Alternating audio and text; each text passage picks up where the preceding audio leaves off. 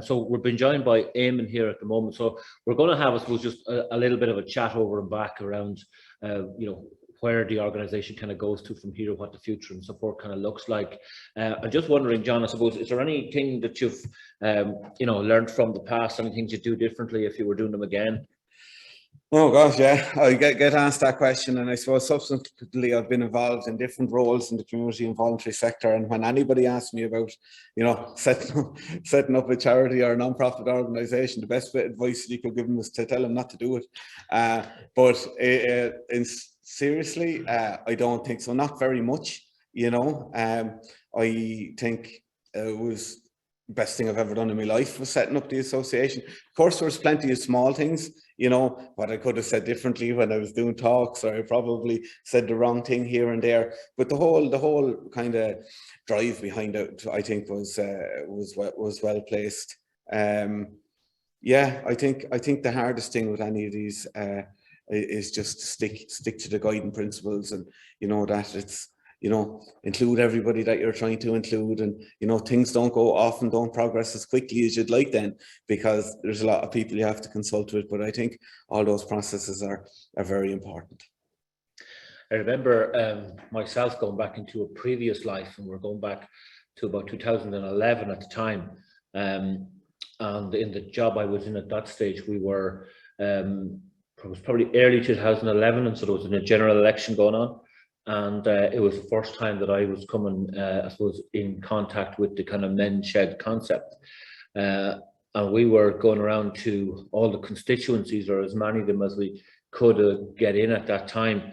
And I remember up in somewhere in County Longford, and it was a local community centre. And we were in one corner of the community centre, and there was a sign up in the other corner, and there was somebody in there giving a talk on men's sheds, And then about 2 days later, we were down in Roscommon, and we were in I think it was a hotel there, and there was a sign up, and there was some guy in there talking about men's sheds. And then a few days later, we were back over in some part of Wicklow, and Jesus, they were there again, I was saying, this is like the miracle of the loaves and fishes, There's a lot of apostles out there. And the one thing that I certainly know from life and from being involved for the last 20 years in the kind of community voluntary sector and voluntary organizations is that you don't get an organization on the ground, grassroots up, like we have in the the men's shed movement in Ireland, without there being a lot of people out there on the ground, and I've met some of those guys over the last 8 months, and haven't met most of them at all. But certainly from my point of view, I think it's just appropriate to give a big shout out and a big thanks to all those advocates, all those volunteers who drove up and down the length and breadth of the country, probably on their own time, no doubt, maybe on their own petrol or diesel, but bought into the concept with John, and that knew that this is something that we have to put the shoulder to the wheel on, because men out there need this. And I've met a lot of, as I said, some of those original advocates, and I fully understand and fully appreciate the work that those guys put into that. And it's a big, it's just an opportunity for me to say thank you to all those guys. You know yourselves who you are out there. But I certainly understand what people put into it behind the scenes to make something like this work on the ground. And it just doesn't happen. It happens because there's a lot of shoulders to the wheel. There's a lot of hard graft. There's a lot of people that buy into the concept. But they need leadership, and obviously the leadership was there, John, in yourself at that time, but it is just, I think, appropriate as a 10-year birthday celebration to say thank you to everybody out there who put in the shift, because there's no doubt I've seen them, and I just mentioned 3 places there, and there was a lot more than that. They were popping up everywhere. They were everywhere. They were just everywhere, and you just got the sense of there's something happening here. There's something actually happening on the ground that's required and needed. But there is a movement. It's not just a couple of guys coming together and saying, "Should we give this a go?" There's a whole movement. There's a whole nation of people that's buying into this, into this movement. And I suppose from just that point on, Eamon, obviously in terms of your own involvement in it, I'm sure you've seen that in Northern Ireland as well. Well, the way the shed started in Rostrevor was that there was one guy in 2014. There was this young guy wanted to make a bird box, and he went online to see how to make on YouTube, how to make a bird box. And every time he got it, it was made by a man shed. They were saying this is the way to do it. Every time you look, every video that we on how to make bird boxes was made by a man shed somewhere. And you go, what the heck is a man shed? So he investigated a bit more, and we formed he asked, he was a good friend of mine, he asked me when I joined the committee. So we started the shed in 2015 and started really with nothing. We actually started in a car park of the local GAA club with ton boxes, with bags of ton boxes sitting on pallets and growing stuff. And then eventually we got a premises, and we just grew and grew and grew from there. And it was so easy to get people to join because they automatically got the idea about the whole thing, and we've just been growing ever since. So, but it was all those videos that guys like you put out at the start that really got people thinking about it too. And I suppose, John, from you looking in at the outside, not being involved in it for a while, where do you see kind of the challenges for the organisation? Oh, so there's plenty of them, but like I said, there's plenty of challenges for any kind of social enterprise or non-profit organisation, because one thing we're sure of, everything keeps changing, and we have to be able to evolve, and to try and stay ahead of the curve, is difficult enough. But like trying to, I think there's obviously an immediate challenge of the, well, even a couple of weeks ago, we would say as the restrictions are lifted because of COVID, we don't even know if we're that now. But coming out of COVID and people being able to, meet up again and all of that, and the difference is that, to get over that hurdle of the next year or two, and hopefully COVID will be a thing of the past by then, and then it'll be kind of, I think there'll be a big maybe audit or whatever to be done to see who's here and who's not here, and take it from there. But I think men sheds aren't going away anywhere anyway. I think there'll always be guys, our human nature of not being great at making friends as we get older and all that hasn't changed. And we, the need for a men shed and the systems, that to support fellas locally, I think that demand will be there for a long time. I think sheds will evolve. There's lots of, every shed that's out there has a new idea, and and some of those ideas could be the ones that scale up. So who knows? Yeah. And just what do you think the future as the new CEO? What do you think the future looks like for the Irish Men Shed Association? Yeah, well, I guess, it's a lot of it is about, I suppose, strategic positioning and how we position ourselves nationally as an organisation. I think the big word for me is about relevancy. It's about ensuring that the organisation IMSA is relevant to the sheds. The big part of our role really is out there to represent the sheds and to capture the voice. And I think that's a piece that needs an extensive piece of work to ensure that we have the proper kind of frameworks in place to capture the voice of each shedder. As John said, there's loads of ideas out there to capture the voice of each shedder right around the country and the 32 counties.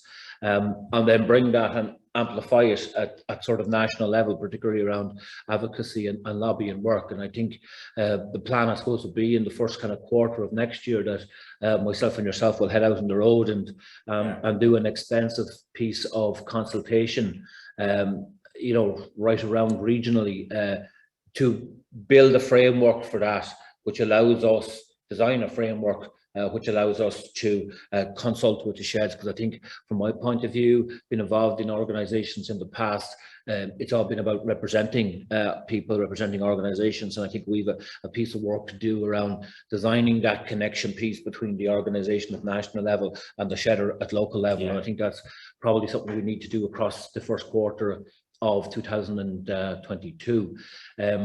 We will be doing annual pre-budget submissions. A little bit of success this year in that at least we got the piece of funding that Minister Humphreys announced there 2 weeks ago, and she did take on board our view, which was that any funding was put in place needed to be wider than just capital. It needed to take into account the ongoing overheads, because very conscious that sheds been closed for the last 20 odd months.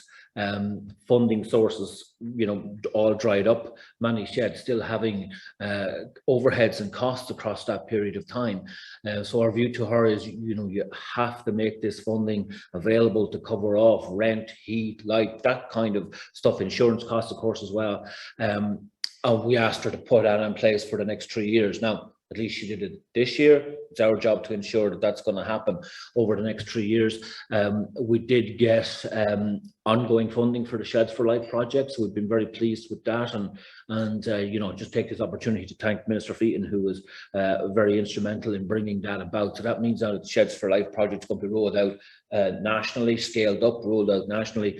But in general, the organisation, you know, this is my 4th organisation to be involved in at CEO level. It's the one that is most underfunded. There's no question about that.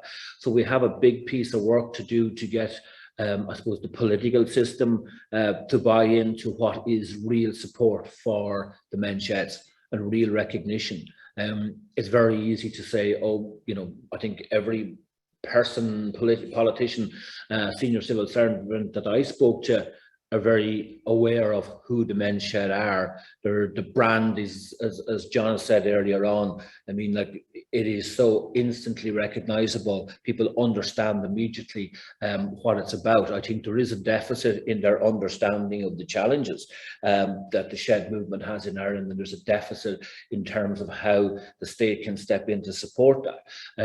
So I do think there's a big piece of work that we can do there, but to do that piece of work and do it properly, we need to have our tentacles, you know, well fitted into each shed, each region, and capturing the voice of shedders and amplifying that up the way. So I think we will be going on a pretty extensive piece of work around devising our 2023. It'll be then pre-budget submission. And the only way that we can really make the kind of progress that we require politically is empowering every shed to do their own piece of lobbying work. Yeah. And each shed, like, we all need to try and buy into what are 5 or 6 kind of key issues that we have, you know, nationally. Then each shed at local level can have its own kind of priorities. But I certainly think we need to do a lot of work at shed level and you know, uniting all the sheds to come together under a common voice, where we can, you know, there's lots of examples out there among different movements, different political movements. You switch on your TV and they're all speaking off to one message. They're on message every time. We need to get to that in the shed movement, and we need each shed to get involved in it. But that's, you know, a piece of work to be done there to bring that about. I think it's one of the key things, but it is about relevancy. It's about ensuring that we're relevant to sheds. You know, but as I said, we have a small amount of funding, so it's not possible to be all things to all people with the kind of funding that we have. But going back to John's point, which is very true, we are exactly where you would expect an organisation of 10 years old with the funding that we've got to be in the evolution of organisations, because all these organisations go through evolution.